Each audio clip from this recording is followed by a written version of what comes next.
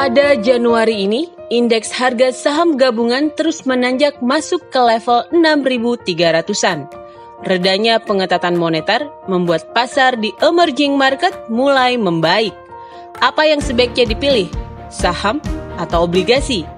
Berikut analisis dari Reita Varianti, Presiden Direktur BNI Asset Management.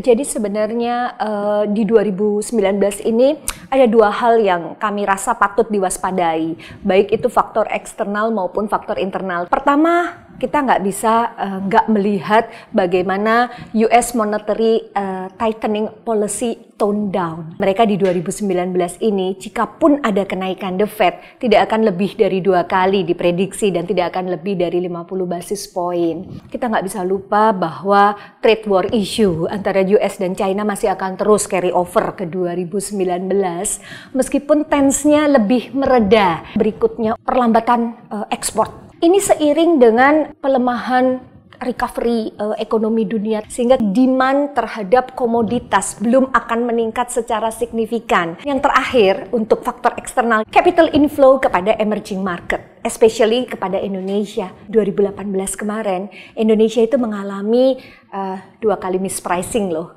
karena tidak hanya terjadi penurunan di harga sahamnya, tetapi juga pelemahan rupiah. Untuk internal adalah sama halnya kalau US, di kita pun domestic monetary tightening tone down. Di 2019 ini kemungkinan kita hanya naik 2 kali lagi dan tidak akan lebih dari 50 basis point. Jadi kalau dari faktor di eksternal, kemudian di internal, temanya adalah capital inflow ke emerging market, mencari yield yang lebih atraktif. Kemudian dari faktor internal adalah stabilitas makro perekonomian di Indonesia. Sentimen positif menjelang pemilu, ini kan mengindikasikan Indonesia cukup stabil meskipun masuk tahun politik.